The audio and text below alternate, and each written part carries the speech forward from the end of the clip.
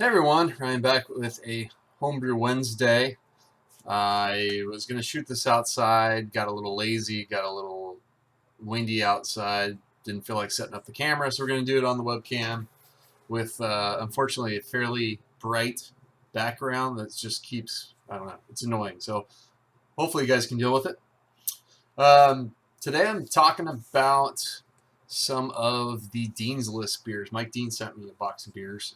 If you saw my picture on the BrewTubers Facebook group, you'll see what he sent, which was 2 bottles of his Pilsner, 2 bottles of his triple IPA, bottle of his Irish Red Ale, which I just finished drinking, and a bottle of this, which he calls Franken Saison, India Pale Saison. He says it was a seasonal pantry brew day at the Dean's List Home Brewery. He was going for a Belgian IPA, got closer to a Saison. So anyway, Mike sent almost all his beers with labels. So it says it's 7%. So anyway, I got it poured out. I wasn't sure if it was going to jump out of the bottle or not, but it's gold. A lot of carbonation streaming up. Oh, that Fuller's pint glass. Looks like maybe a sort of soft white head. I don't have the best lighting in here, unfortunately. Sorry, guys. Yeah, it kind of in between a Saison. It definitely smells like a dry hop Saison. Because you got some of that, a lot of spiciness to it, I should say. A little bit of that bubble gum. Some breadiness in there, some fruitiness. So yeah, I wouldn't maybe call it like a Belgian IPA, but I don't know how old it is. So let's dig in. Cheers. Thanks, Mike.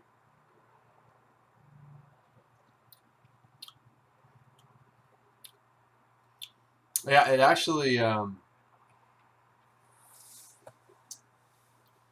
there's some citrus in there. It vaguely reminds me of Stone's Cali Belgique IPA, which was Stone IPA with their Belgian yeast strain. This is maybe a little less bitter.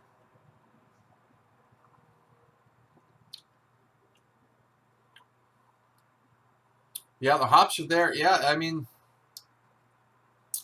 some saisons can be pretty hoppy. Some saisons they'll do a dry hopping in them, and can drink definitely on the hoppier side to the point where you might think IPA, but really that's just kind of part of the style. And so I think that's kind of what you ended up with this beer. So this is very nice. I haven't had a beer like this in seemingly years. Um, Mike's triple IPA was reminding me of like Avery's Maharaja kind of. It definitely had a big malt backbone, some caramel sweetness, breadiness, but then more of those classic sea hop notes on it, the citrus, pine, and then in the end kind of balanced itself out with a little bit of that alcohol kick in there. I think that beer was over 10%. Its Pilsner was really spot on, just classic notes all the way. I drank one of those first, and I wish my memory was better on that. But the Irish Red Ale, just drank that. I was trying to catalog some records, and was just sipping on that as I went. Super easy drinking.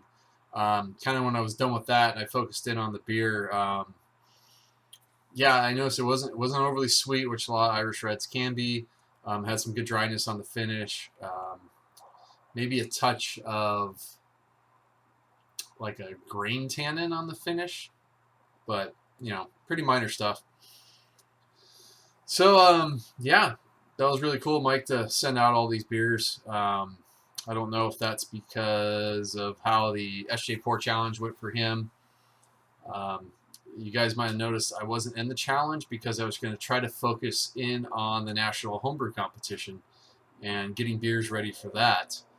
Well, of course, thanks to a pandemic, that all got canceled. So, and that competition kept going because obviously no one's judging with anyone else, and we're just shipping beers to each other. And so the competition went on. Kind of made me regret not entering anything into it, but I couldn't really come up with anything to go into it. I mean, for me, the coconut IPA, which I just recently rebrewed with Kvike yeast, that immediately came to mind. But I don't know. I've already entered that in competitions before. I felt like I needed to come up with some new idea, and nothing was coming to me. I still can't even really think of anything I would have put in there off the top of my head. Maybe done like a coffee IPA or something. I don't know. Nothing. Yeah, or I did a chocolate IPA before with cacao lactose. This is all pre-milkshake IPA, by the way. I think I brewed it first in 2014, and it was ready around Valentine's Day. But I was kind of going with Amarillo. There's an experimental hop that was sort of similar to Sabro, but it had more of like a chocolate note, or maybe that's what Sabro turned into. But anyway. That kind of had like a chocolate orange IPA kind of character to it. So maybe we could have done something like that or a coffee IPA. But anyway, I don't know. Nothing was coming to me, so I figured I'm just going to skip it this year. We'll see what they do next year. Other than doing the coconut IPA, I've been focusing in on more just straight beer flavored beer type of beers. Even the coconut IPA, I only had the coconut in there for like less than 2 days and got enough on the flavor for me. I didn't come through in the aroma hardly at all, but it was definitely there in the flavor, so I was happy with that. I think part of that reason is I'm dry hopping at shorter periods of time. I think I'm really minimizing, or I'm doing a better job at minimizing cold side oxidation, and that's something I've spent a bit more time focusing in on, is how do I eliminate oxygen pickup on the cold side. And part of that is no longer crash cooling the fermenter. 2 reasons for that. One, you can suck in oxygen. I don't have anything good to prevent that right now. And 2, I downsized my chest freezer and I haven't got a new one, so I actually can't do it right now.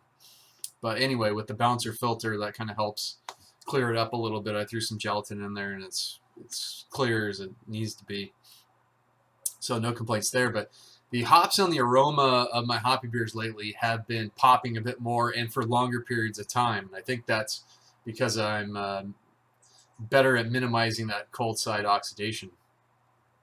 And so another beer, I wanted to do something a little kind of old school, American style. So I did American Amber Ale. I sent one of these and a couple of the coconut IPAs to Mike. The American Amber is a German alt grist.